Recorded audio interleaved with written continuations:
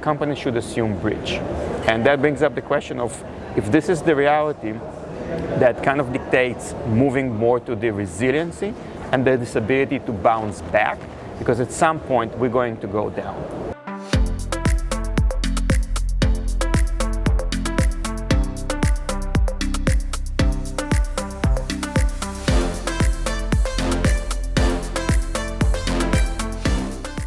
Hello and welcome from the sidelines of the RSA conference here in San Francisco. I'm Jarrett Banks, editor of Tech Edge. Joining me is Mickey Bresman, the CEO of Semperis. Mickey, welcome to the program. Thank you so much for having me.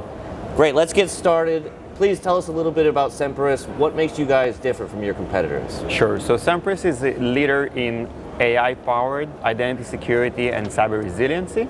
We focus on two main things that I think, to a question of what's unique, is both of those become huge trends with Gartner and multiple other analysts in the industry.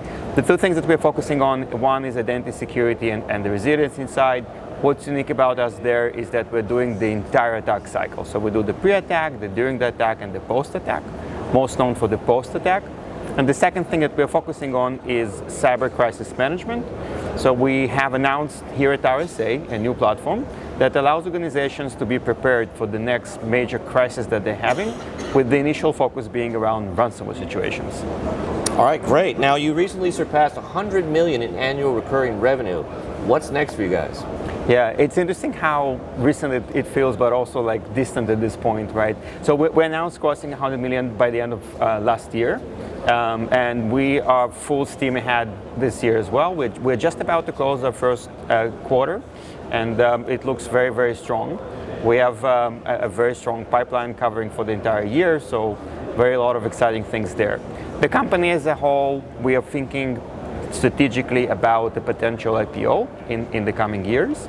And one of the things, for instance, that we've announced also this week is the hiring of a new Chief Product Officer.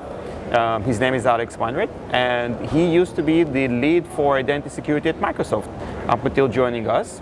So putting us on a very unique trajectory to hopefully become one of the most meaningful companies out there. A lot of exciting news.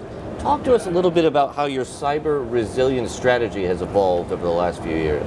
So for sure. So Semperis started originally in our roots. We started in the most worst case scenario for the Active Directory, which is the most common identity platform out there, dealing with what happens if you have a ransomware situation and the entire thing goes down. Over the years, we've also added incident response services, and today we're uniquely positioned to provide what we refer to as identity forensics and incident response.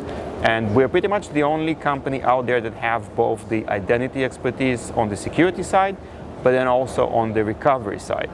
That led to multiple engagements when we basically being brought up to help organizations in the worst scenario. So everything is down, nothing is operating. And we've seen time and time again how large enterprises that have a lot of resources actually fail when it comes to planning what the incident response actually should look like. And that's what led eventually to the announcement that we've made here this week of a platform called Ready One, which basically is a solution that is designed to help customers to prepare what is known as a tabletop exercise, and then execute in a time of an incident, taking into consideration things like how do you do PR communication, how do you do scribing of what's happening in the event, how do you track decisions, how do you get legal involved and not just the IT and security people, all of those different aspects that you need to consider when you have a crisis. Okay, now you also recently released a report on protecting critical infrastructure. What were some of the key takeaways there?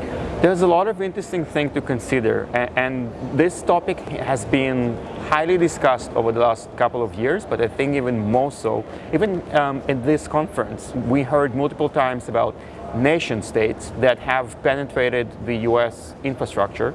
And if you think about something like the Colonial Pipeline, that can give us a real example of what it looks like, although in that case, to some degree, it was self-inflicted pain, but only partially. I think this understanding of what it means if somebody takes down a critical infrastructure, what does it mean for our lives now? And sometimes people don't fully understand, but our water supply, our energy supply, everything that we're kind of taking for granted today is built on technology. So one of the biggest concerns that we have, and we kind of seen that report, is that the amount of attacks that are actually happening against the critical infrastructure in the US, how many of those assume that they've already been penetrated? And I think at this point we should assume that everything has been compromised. And we're living in this new reality where companies should assume breach. And that brings up the question of, if this is the reality, that kind of dictates moving more to the resiliency and the disability to bounce back, because at some point we're going to go down.